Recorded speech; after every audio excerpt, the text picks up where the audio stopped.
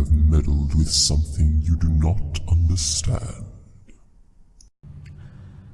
Ladies and gentlemen, are we live? I'd like to welcome back the lovely Wanderer-Fehn, and today we are going to be doing a creepypasta for you called A Madman's Guide to the Unrecommended. It is quite a long one, so be prepared. Now, as an introduction. First and foremost, a few matters of introduction have to be placed down. You're probably wondering who I am, what am I called? What does the barrister misspell on my steaming paper cup? Well, this is my first lesson to you, and I promise we will get into much more detail soon. Your name is a very precious thing, you see, and unless you are suicidal, a fool, or think you have what it takes to face the consequences, do not ever give out your real name willy-nilly. I'm fairly positive you wouldn't want to take that risk. That being said, I must still give you some way of acknowledging my existence. You may call me the Madman. Am I mad? Am I a man? Well, you will just have to wait and see, my dear reader. For your sake, I'm going to assume that you have some idea of what you were getting into when you picked up this guide. And if you didn't, well, by all means, keep reading. Just put your back to a door and cover every window and mirror in your room. We wouldn't want anything happening to you, now would we? Shall we begin? Assistant, read. Now, with your birth name, this is as good a place to start as any. It's a vital piece of knowledge if you want to have absolutely anything to do with the supernatural world. When you're dragged out of refuse and muck, screaming and kicking into the world, you are vulnerable. Your fragile little mortal soul has only just begun its unavoidably ticking clock. Your name is essentially your shield. It is the most symbolic representation of your inner self that can exist. It carries great, great power over you. Never forget this. Although I've already made it perfectly clear, I'll say this again. Do not bandy about your birth name. If someone or something has access to your soul, I guarantee you won't enjoy what happens next. In any interaction you have with the supernatural, guard your name. If you must give an answer, lie through your teeth. Don't use anyone else's name either. Well, unless you really hate them. But allow me to continue. A basic description of the supernatural. Have you ever felt like you were being watched when you are perfectly alone, as if a pair of eyes are fixated on the back of your head, yet when you turn, there is nothing there?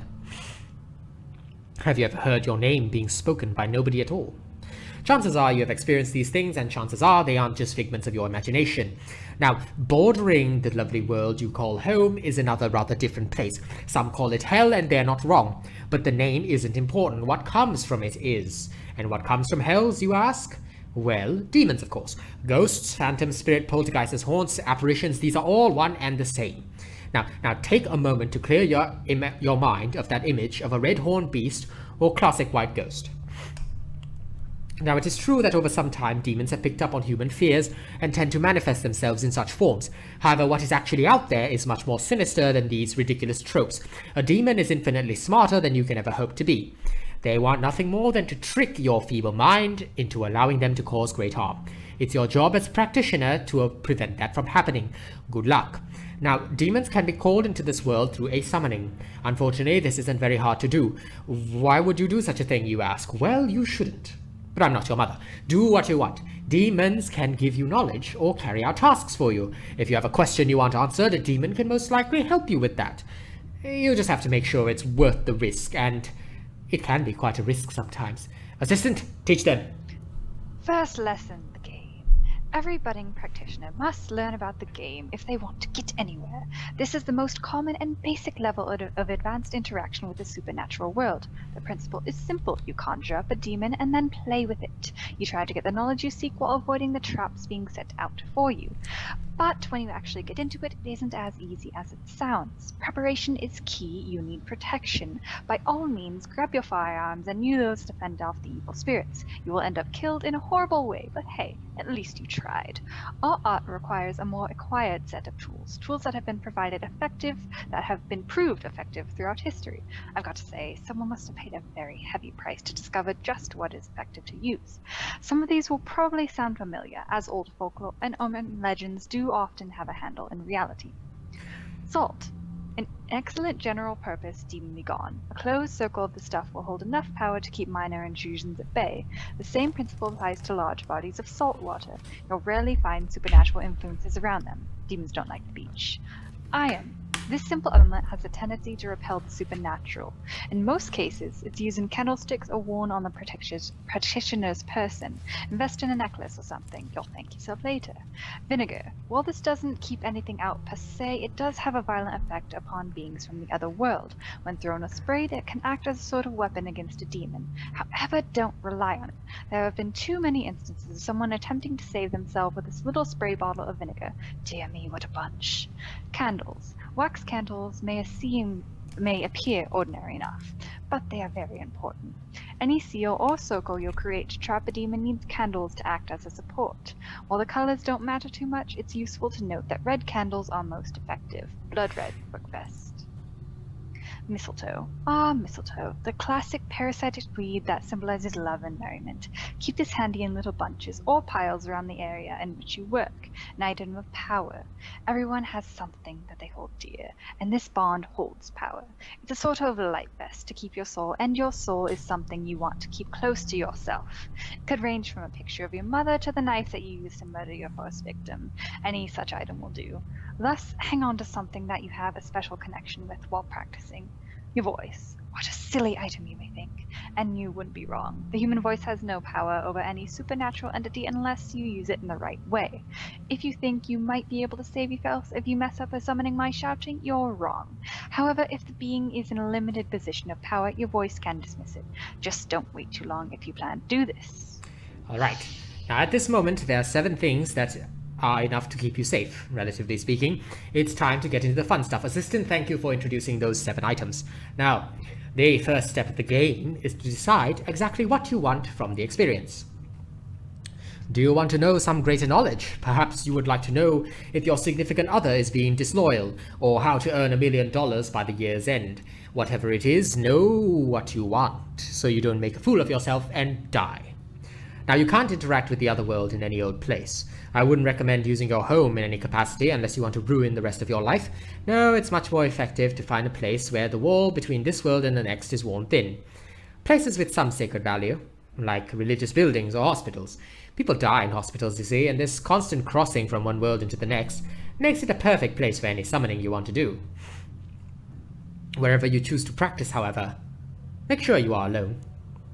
It wouldn't do any good to walk into a demonic summoning ritual, and it may stuff up your process. Not good at all, really. I also recommend against bringing any electronics into a summoning. Not that it's dangerous or anything of the like, but any device you bring will most likely be fried by the presence of a demon. Smartphones are extremely expensive these days. I'd rather you not throw yours away. Now, you've got your protection and location set. It's time to actually summon a demon. Before we go on, I'm obliged to tell you to stop right here. Don't go on, it's not a very smart thing to do, but once again, I really couldn't care less, and I know you want to try, so we shall proceed. Assistant, will you please tell them of the ritual? Begin with the salt circle. Don't make a square, hexagon, or anything stupid like that. Circles are equal no matter what. No matter where you are inside one. It's what makes them powerful. Lay out 5 to 7 candles around the outside of the circle. Do not put them inside the circle. It's a one-way ticket to disaster. Prepare any other protective measures you may have brought. Place mistletoe in little piles next to the candles and prepare some iron and vinegar just in case. Keep your item of power close. I'm going to tell you a little story about someone carrying out their very first summoning. I want you to pay close attention. Not too long ago, a young girl wanted to commune with the other world. She was rather rebellious, so she chose to practice in the church she attended every week. She broke in at night, set up a circle, and began the game. This is how she did it. The girl sat outside her salt circle, put down her object of power in front of her, and closed her eyes. The dark church was cold and silent. Creaks and groans permeated the blackness all around her. She took a breath and whispered, "I'm ready," 3 times. As soon as she did so, a host of new noises came. Frightening noises, moans and cackles, exultation and shrieks. They were accompanied with sensations as well, as if there were a host of malevolent eyes on the back of her neck, and something was breathing heavily just behind her. But the girl was prepared for this. She did not turn around. At this stage, the girl had merely gotten a demon's attention. There was still much more to be done before the game could be played. "Stand back," she whispered. Immediately the noises died down. There was silence in the church once again. However, she could still feel that evil gaze burning into her neck. She ignored this and continued. Her next step was to invite the demon into her circle. Sorry, assistant, I'll take over here because the next part is important. Be very, very careful with this step. If you invite the demon past the circle and into your world, the demon will appear to leave. There'll be no more noises or unseen eyes. After a while, you will invariably look around to see what is happening, and that is when you will be dealt with in any manner the demon sees fit. There is no way to avoid this fate if you invite the demon outside the circle. Hence, the girl calmly addressed the demon and said, "You may come into my salt circle." Note that her wording is correct because it left no room for interpretation. The game was ready to be played. Assistant, please read the lines of the girl. Who are you? The girl asks. It's a good idea to start the game first. Asking any basic questions will do. I am your final executioner, the demon replied. Demons often enjoy a bit of melodrama. This doesn't mean their words don't hold true, however. Do you want to play? The girl asked. The demon nodded once. It is now that I should tell you about the appearance of demons. If you are expecting some disgusting creature, you may be correct. It all depends on which demon you summon. Some may look like attractive young models, and other may exemplify the term hellbeast. In the girl's case, an impossibly tall and thin creature sat in her circle. It had pale skin and enormous eyes, its mouth stretched from ear to ear with red-stained fangs. What is your name? The demon asked. The girl didn't fall for it, thankfully. I'm Peaches, she lied. It was her turn. What is the time? She asked. It is 2:30, the demon replied. This was a lie, and the girl knew. She had arrived at the church at 1 o'clock in the morning, and it hadn't been more than 20 minutes. This is the foremost rule of the game. The demons will lie to you. However, it will only lie 3 times. It is up to you to figure out which responses are lies, and they won't always be so easy to determine. The game is a matter of call and response. You ask the demon a question, and it asks you one in return. This will go on for exactly half an hour. After this time has elapsed, the demon will leave. You just have to last that long. Are you doing well in school? The demon asked the girl innocently. Yes, the girl replied, but the truth of the matter was she was lying to herself. She was struggling in school, but her ego kept her from saying so. You may lie to a demon, but there are consequences. The girl was able to lie about her name because she was expected to. The demon didn't actually believe she would be foolish enough to give up the information. He was merely testing the waters, but this lie was different. Lying during the game allows the demon to do the same. Now the demon had 4 chances to tell him his truth. Does anybody love me? The girl asked. The demon looked at her with those massive, malevolent eyes. No, it said simply. This was surely a lie, the girl thought. Her parents loved her at the very least, but then she paused at her thoughts. Or did they? You see, this is exactly what a demon will do to you. It will mess with your mind in ways that you have no defense against. The girl shook this answer off. It was now the demon's turn. Would you do something for me? It asked. The girl had a moment of hesitation. She didn't want to risk anything, but she also hadn't gotten all the information she needed.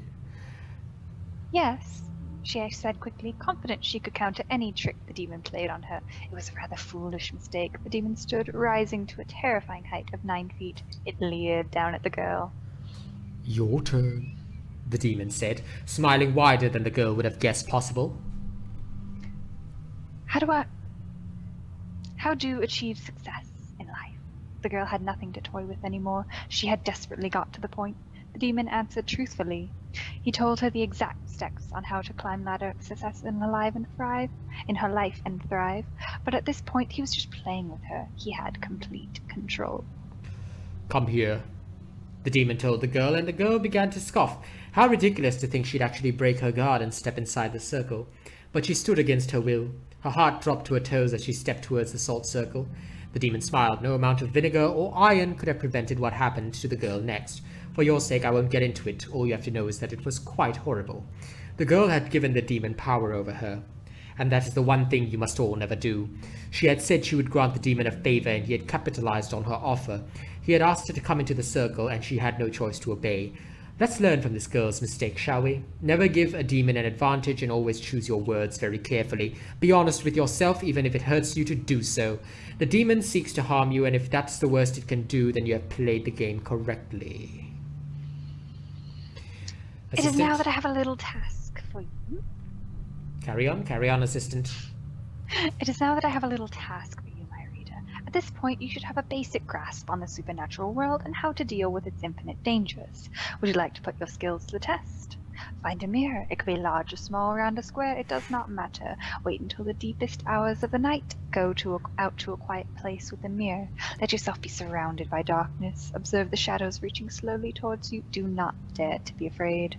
I want you to place the mirror on the ground so that it reflects the moon or stars. If the moon or stars aren't showing, then just reflect the sky.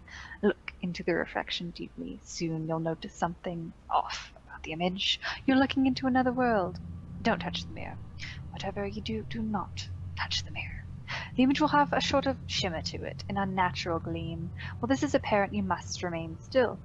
Eventually, the mirror will return to normal. It will clearly reflect the sky again. Once this happens, bury the mirror. After it's underground, say these words. You may open the door. Then go home. Your task is done, and it's time for the next lesson. Lesson number 2, ladies and gentlemen, it is called the Go Fetch Clause. Despite the title of this lesson, demons are not dogs, although they may appear as dogs, hairless, skinless, grinning dogs that eye you with the intensity of a hungry wolf. But that is beside the point. The game won't always give you what you want. Sometimes the demon won't know the answer to the question you want answered. If you want a different type of knowledge, something that's currently happening, for example, you'll want to use the Go and Fetch clause. Now, this is quite literally a command you give that lets the demon venture out into the world and find what you're looking for. What could possibly go wrong, yes? A Go Fetch clause has 3 parts: the instruction, the binding, and the sending. Each is as important as the other. Assistant, will you please guide them through the 3 steps? Instruction. Here's where you want to tell your furry demon friend what it has to do. I'm warning you now, prepare your speech beforehand. If you leave any loophole at all, it will be pounced on. Don't make stupid mistakes. Here's an example in order here. If you tell demon to go tell me what my friend is doing, you've just made a very large mistake. Why? You are so ambiguous as that the demon can leave its circle, hang you by the ankles, grab an ice cream, and then spy on your friend. Then it will return and tell you what your friend is doing while licking its chocolate cone. You will then be disposed of gruesomely. Be sure to outline every step of the demon's journey into the world, lest it strays and end up possessing some poor child. Unless, of course, that's your goal, but that's for another lesson. Binding. This is the step in which you bind the demon to your instruction. This is very simple. Use your voice. Act quickly, as the longer the demon has in this world, the less power your voice has. You can make yourself look like an idiot and babble in Latin or something, but any language works fine. Chances are the demon's knowledge of ancient language is a bit rusty, and it will appreciate your use of a more up-to-date tongue. Binding can be as simple as follow my instructions to the letter, but it depends on your instructions. Once again, don't leave a loophole. Sending. Time to say au revoir to your temporary servant and pray that you didn't mess anything up. You won't know if you did, of course. Enjoy the wait. Now, I recall a rather memorable use of the Go and Fetch clause. This happened a while ago. Now, perhaps it was a couple of 100 years ago. Look, my memory is fuzzy, but that's not important. Somewhere in the world, in a dark and dreary city, lived a man. He, like most humans, had a rather dismal life. He was full of hatred, anger, and frustration, much like me in my youth. Such a mix of emotions made for a volatile cocktail, you see. His wife had run off with another man, leaving him alone and desperate. So one night he had had enough. Now this man packed his bag full of the necessary safeguards and found an old crypt in which to practice in. It was the most atmospheric choice of location. He laid out the salt candles and the mistletoe, and he grabbed his item of power tightly. In case you wanted to know, it was his teddy bear. Now, I'm ready, he whispered, as he closed his eyes. A dead breeze crept into the crypt. I'm ready, he repeated, as the breeze swirled into a tugging, hot wind that reminded the man of the breath of some great beast. He took a breath and completed the calling. I am ready. Now the man waited a few seconds before opening his eyes. In the circle stood a demon. It wasn't vile or terrifying, no. It took the appearance of a handsome young man. Demons will often pull tricks like this, you see. They try to gain your trust by appearing friendly or attractive. And this particular one, if I recall, had quite luscious red hair, a confident smirk, and a sword taped to his side. Anyway, let's see. The man ran through the clause in his head, and he had memorized it to the letter. He spent hours making sure there was no room for error. He began with the instruction. He told the demon exactly what he had to do. Find his wife and her new lover and cause them harm in any way the demon saw fit. There was no room for misinterpretation. And off the demon went, slinking toward its destination. When it was released into the world, it had broken its guise of a handsome man, and taken the appearance of a hairless, dog-like creature that walked on its hind legs. Now, this is where most urban legends about things that go bump in the night come from. You see, demons out in the world often tend to frighten people and kill whenever they can. Now, the demon found its prey with an inhuman sense. It stood outside the apartment building in which the doomed man and woman resided. At this time, both were asleep, the demon sensed. It broke the lock easily and slunk into the building. Its enormous feet made no sound on the floorboards as it stepped slowly toward the stairs. Up it went, its thick grey tongue lolling hungrily. The bedroom door opened silently. The demon crouched into the bedroom, and to the foot of the bed where two still figures lay cocooned in a swath of blankets. Isn't it funny how you feel so safe when you're under your covers? It crept onto the bed, leaning its head right up into the headboard, so it looked down on the sleeping figures. It waited there, letting its breath cascade down like a smothering cloud of poison. Eventually the woman opened her eyes. She didn't react at first, but in a split second her eyes had adjusted. The scream, had it been allowed to make it past a horrified squeak, would have woken the block. But the demon bit down on the woman's throat, and the man awoke to the sight and was similarly dispatched. The demon had done its duty. It returned to the man in the crypt. "Did you do as I asked?" the man queried. "Yes," the demon growled. The man, despite everything, felt guilty. He shook his feeling from his mind and dismissed the demon. He did this by saying, "Return from whence you came." This is the most common dismissal, and it usually can't go wrong. But just so you know, ladies and gentlemen, I tend to prefer return exactly to whence you came and nowhere else, because return from whence you came leaves quite a bit of room to interpretation. Now, this from start to finish is the example of a successful go and fetch interaction. The poor man ended up killing himself out of guilt for what he had done, but let's say he made his choice. Assistant, carry on. Now that you've got this juicy tidbit of knowledge down, it's time to continue the practice I set out for you after the first lesson. Following your burial of the mirror, a package will appear to you. It won't come in your mailbox or be plopped on your doorstep by a bored and careless delivery driver. It'll be placed somewhere you wouldn't expect a package to appear. It could be in your bedroom, your locker at school, at work. It may even appear in your morning cereal. I really couldn't predict the location for you. Regardless, keep the package safe. Only open it when you know you'll be alone. Inside you will find a little pendant with a black stone set into a gold chain. Don't put it on for goodness sake. Take it in your hand, close your eyes, and focus. You'll feel something like a heartbeat. Don't panic, just keep focusing. If your mind is clear, you'll hear a dull roar in your head. Once you hear this, say, "Find what you seek." While concentrating on the noise as hard as you can, the roar will fade and the heartbeat will stop. That night, return to where you buried the mirror and dig it up. Place the pendant on the mirror and then cover it back up. Let's continue your instruction. Thank you, assistant. Let's hope they manage to follow the instructions. Mortals are dull fools. Anyway, the third lesson. The possibility of having your body occupied by a demon is a very real and horrifying prospect. Don't you worry, there are ways to avoid it. While very difficult to do so, a soul may still be salvaged in some cases. Nobody just gets up and walks away from a possession, however, so it's best to avoid the ordeal altogether. But what happens to you when you're possessed? Well, I'm glad you asked. When a person is possessed, their soul is consumed by the demon. A bit like a worm inside of an apple, except replace the worm with a beast of pure malevolence from hell, and the apple with your tiny and vulnerable human soul. Have you got the image down? I hope they do. Now, being possessed will likely cause you the greatest pain you can ever experience. Imagine your body being taken from you inch by inch in a brutal battle that you have no chance of winning. A foreign spirit will, in layman terms, become you. Sound like a bad day, no? Now, Mr. Madman, how do I avoid this? You ask. First rule of thumb is the same as any other area of practicing. Don't be a fucking idiot. No matter how many times I reiterate this, mortals always seem to find a way to make stupid mistakes. Now, I'm not complaining, though. Some of your fates have been quite amusing to watch. But, really, use your safeguards wisely. Don't let the demons into your mind, figuratively or literally. This is just what you should be doing normally. A demon will try its very hardest to get inside your defense and either kill you or possess you or wreak any manner of havoc in your vicinity. Do not have mirrors in the room where you are summoning. Mirrors often act as little doorways into the other world. Demons will use them to their advantage in a little phenomenon called Philocrates' mirror. 1 minute your reflection will be sitting in its normal setting, depending on where you're practicing, and suddenly you'll find an altogether different world reflected in the mirror. You won't be able to feel anything except a tiny seedling of agony and fear that will grow and grow the longer you are in this place. Unfortunately, you're stuck there forever. If you take your eyes off a demon and look into a mirror, it can quite literally switch places with you while you're sent into its dimension. It's brought out into the real world. Barring the fact that you're in the closest approximation to hell that exists, you just let loose a demon on the world. Shame on you.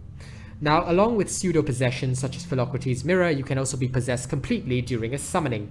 Most notable examples of these are probably ones you've heard of. You know, a group of cultists calling the spirit of an evil entity into some poor girl or some other stupid shit like that.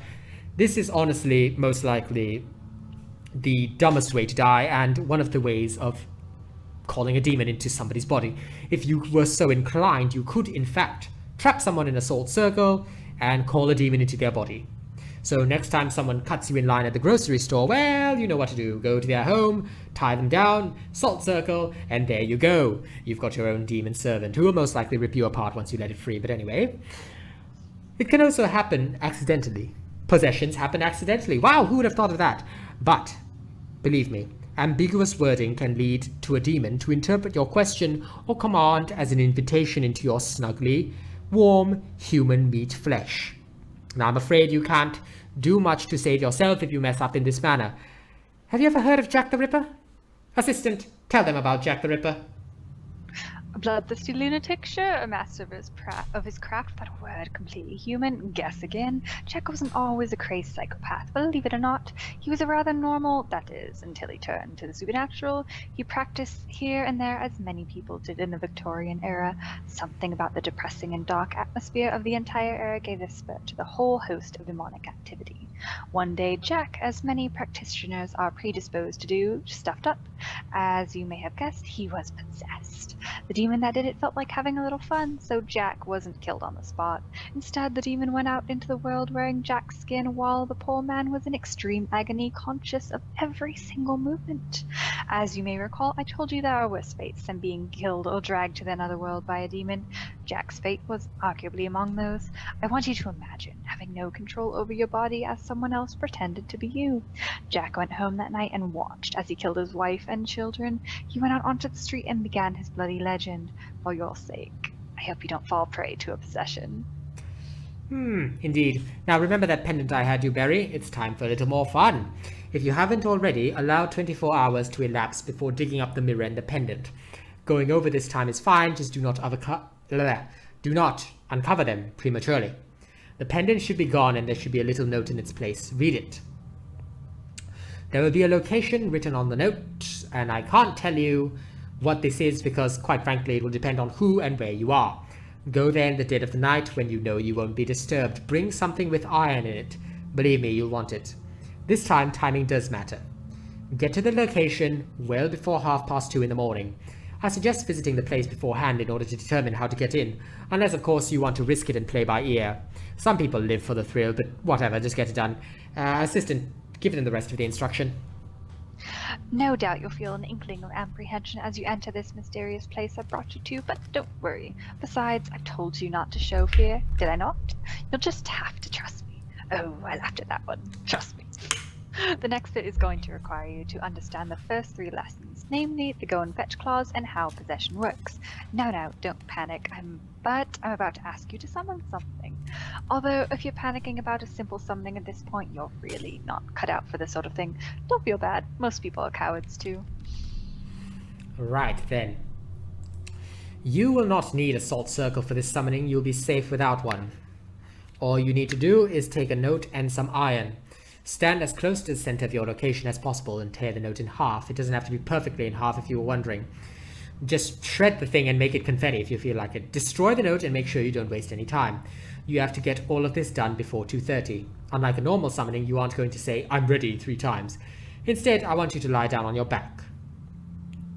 If your location's floor is muddy or covered with broken glass, I'm sorry, you will have to be strong.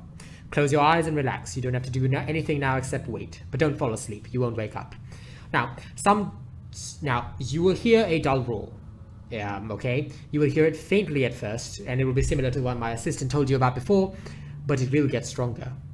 Just as quickly, the noise will stop. At this point, you can sit up and open your eyes. There will now be an entity with you. This part varies from person to person. Some people see the entity, some don't. In any case, it won't be trying to terrorize you, so don't worry, you're perfectly safe. Did you find what you sought after? You will ask. The entity will give one of two responses. Yes or no. The voice it uses will most likely unsettle you. It won't sound human in the least. But what did you expect, really? It'll sound as if some animal is attempting to speak, barely choking the words out. This is good. This is very good. Don't worry. Now, if you receive the negative response, which is to say no for you morons, then say, find what you seek again and allow the entity to leave. Go home and return the following night. Do this until you get an affirmative response. If you got a yes from the demon, then you may proceed. Open your arms as if you're about to give it a big old hug and say, come in. It's important to note that you may not like this next part, but it'll be fine. Well, how do you put this lightly? The entity will go inside you, but it won't hurt or have any negative side effects whatsoever. In fact, you'll be in complete control, mostly. Yeah, well, you'll have control over your body and mind, and the only way you'll know you're hosting a demon is by a little urging sensation in your gut. Follow the urge out into the world. Take this time to enjoy yourself. It isn't every day you get to be a demon's personal chauffeur. I'm sure you will be rewarded with a very pleasant sense of euphoria. It's like taking copious amounts of drugs minus the health risks. Don't interact with anybody you come across, just let your body do the walking. You will complete a set of tasks, delivering a package from one place to another, writing something in strange runes on a wall somewhere, buying a bag of chips at the gas station, whatever the urge tells you to do. When your little adventure is done, you will return to the location and lie down. After a nice second of shut-eye, the entity will be gone. Go home now. Assistant, teach them the fourth lesson. The fourth lesson, imbuing. The first three lessons have been mostly concerning human-spirit interactions. This lesson is a little different in the sense that, while you're still summoning a demon, it isn't going to do much interacting. As far as you know, at least. There are countless stories of various relics and items that apparently exhibit extraordinary behaviors. Charms that always bring luck, dice that always lend fortunately, teapots that always brew a perfect cup of tea. I'm not saying that every old lucky penny off the street is magical. In fact, they can be rather unsanitary. I suggest avoiding picking them up. But it is possible to imbue an item with a demon's soul. Yes, a soul. To carry out such an imbuing is a particularly tricky task. It can be, as most supernatural affairs tend to be dangerous. You will need a few things beforehand. The usual summoning safeguards, self-explanatory, refer back to lesson 1 for a refresher. Your item, this can be almost anything you can think of. There is a sort of tradition surrounding what you can enchant with supernatural powers. For example, the amulet I had you meddle with. Just try not to do something stupid like shove a demon into a used sock. It's rude. A release. This is a piece of paper with a written dismissal on it. To release a demon from an item, you destroy the release. Now, the process for enchantment summoning is a little different than usual. You'll begin with the usual, sacred location, whatever ungodly hour at night, that's fine. Create your salt circle, okay? Lay out the candles and the other items. Place the item you want to imbue in the center of the circle and do not disturb the salt circle. Please, do not. Now, if you haven't already, create your release. Write the words, go back to where you belong on a piece of paper and keep it handy. Once again, use exact terminology. Go back exactly to the dimension in which you belong and nowhere else. Now, I'm going to interject here and crush your dreams a little bit. Because quite frankly, you cannot control an imbuing. Unlike with the other lessons, you don't know exactly what your item will do. It's like if you play that game Diablo, and you start going to Geed's shop and clicking the gamble option, that's kind of what you're getting. You can't say, I want this amulet to give me +5 to luck. It just doesn't work that way. But there is a glimmer of hope. Because, quite frankly, you could create a cursed item or a very lucky item. Anyway, listen. There is a higher chance of getting a good enchantment if you are careful about your summoning. If you're crazy enough to do this sort of thing, then you may as well do it right. When your setup is complete, it is time to begin. Focus on the item in your salt circle. Attempt to clear your mind of everything else. Call the demon into the circle, but this time don't use the usual I'm ready method. The demon that can be used in the imbuing are a particular sort, the sort you really don't want to meddle with. Close your eyes and wipe every trace of fear from your mind. Ask if there is anybody listening. More likely than not, you will get a response. This could be a breeze or a noise, whispering or something. If you don't get any response, repeat the question or leave and try again another time. If you get a response, ask the entity to enter your item in the circle. Now here comes the tricky part. You will have to convince the demon to get into your item. This isn't dissimilar to the game in that you will barter back and forth with the demon. It'll ask you why you wanted to go into the object, and you must give it a good reply. Demons will often willingly place themselves in items for the sole purpose of causing mischief, so it usually isn't hard to get one to agree. This in itself should be a solemn warning to you. Now, it is impossible to give you an exact walkthrough of what to say, because this isn't quite a ritual. It's very person dependent, but you must be ready to think on your toes and not do something of utmost stupidity, like possess yourself. Believe me, I've actually seen this done. But as I said, imbuing is extremely dangerous. Allow me to tell...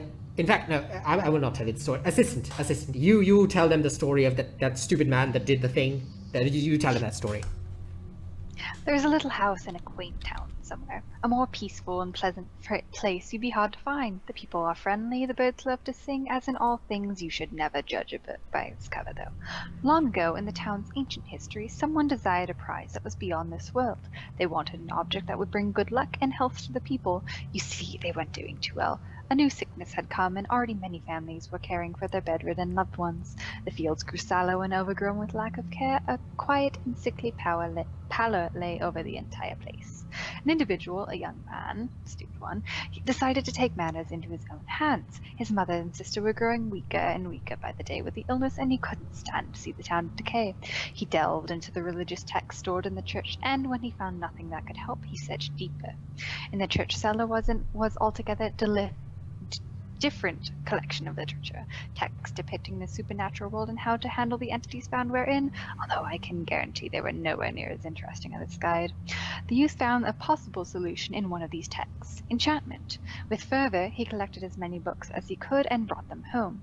There he spent long nights poring over the words under a sputtering candle. Coughs and moans from his mother and sister permeated his concentration. This spurred his determination. As soon as he accrued the knowledge needed to enchant the item with a so-called healing power, and the text had promised. One night, when the moon was new and a thick fog lay over the land, the young man went out into the woods until he found a forlorn clearing. He laid out his circle and placed a gilded candlestick from the church in the center. He prayed for a quick second before proceeding. "Are you listening to me?" the youth asked. An unnatural giggle sounded from the woods behind him. An icy grip clutched his heart, but the memories of his ailing family gave him new strength. "Come into the candlestick," the youth said loudly. Why?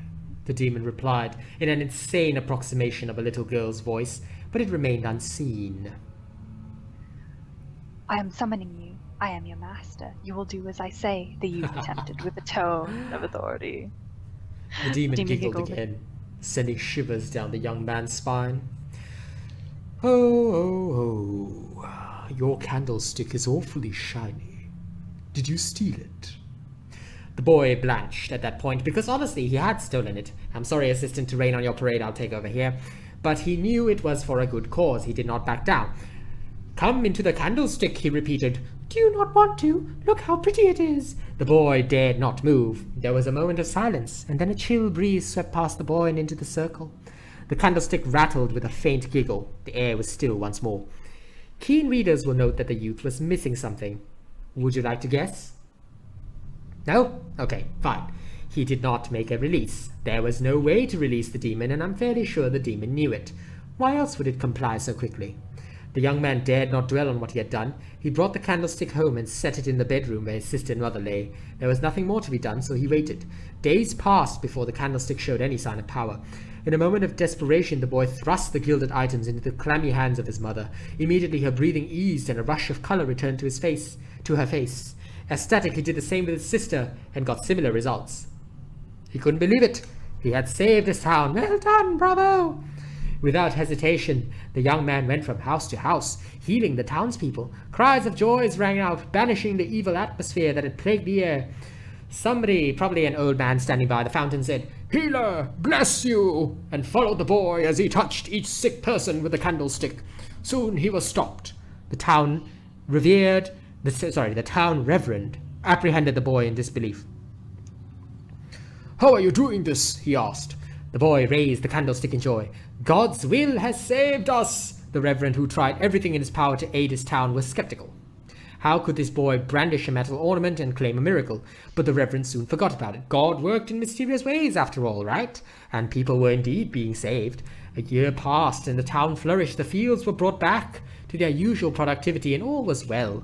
The candlestick had been set in the young man's home and people often stopped by to give thanks and pray over it.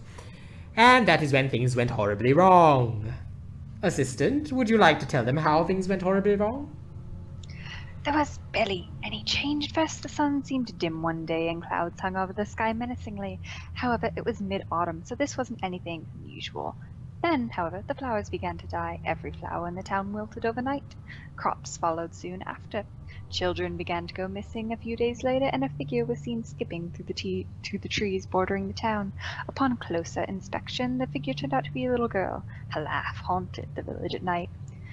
Immediately, the young man knew what was happening. The demon in the candlestick was haunting the town. He tried desperately to reverse the enchantment, but he couldn't. Eventually, the missing children were found in the woods. They were malnourished and terrified, but relatively unharmed. As they were led back into the town, the demon's giggle bounced among the trees. To this day, the demon still haunts the town.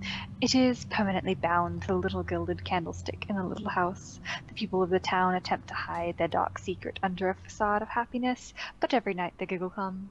Sometimes children go missing, sometimes they are found again, often though they vanish forever. The important thing is that the boy cured the sickness, right? Well, these 4 lessons are the very basics of what you can do with entities from another world. I hope you read the stories tied to each one carefully and learned what you could from them. Now I'm going to ask you to continue the tasks you have been doing in between each lesson. The next step after your little possession will come to you. Now it may take as little as a day, or it may take a few weeks. However long, you will know when to proceed. The urge will return to you, and when it does, you will follow it. I do hope it's sometime convenient. You'll return to the location that was written in the note, and you will sit down. Your eyes will close and you will fall asleep, and when you wake up, you won't be in the same place. In fact, you won't even be in your world. Think of it as a little field trip. Look around you. Take it in. You're not in danger yet, so have a good look. It's not every day you get to be between worlds. The imagery around you may be unsettling. All around you will be an interminable field of what can best be described as shadows. They will meld and shift and flash with a myriad of dull colors, and eventually a figure will appear to you. She will appraise you, but you won't be able to make out her features no matter how hard you try. This is the entity you've been communicating with throughout your discussion, and she will greet you. Hello, it will say, addressing you by name in a friendly yet unsettling manner. I have just a few more tasks for you. It will continue. Thank you for helping me so far. You have simply been wonderful. It will then beckon and walk away. Follow the figure until the world around you calms and brightens into an almost pure white color. Soon you'll be able to make out shapes that will harden in definition until you realize that they are normal objects. Houses, trees, rocks, and people. They will have a rather ghostly, translucent quality. A hushed whisper will sound all around you. The figure will lead you through this world until you reach a little old house with an overgrown lawn and an ancient willow tree. You will enter the house and enter a room with a large painting hung on the far wall. The painting will depict a man sitting in an ornate chair in a well-decorated and comfortable room. The man will be most handsome, with piercing eyes and a devilish grin. The figure will stop and turn to you. Touch the painting, it will tell you. Do so, and as your fingers brush the canvas, you will feel yourself waking up, and before you return to consciousness, you will see the figure looking at you with a devilish grin.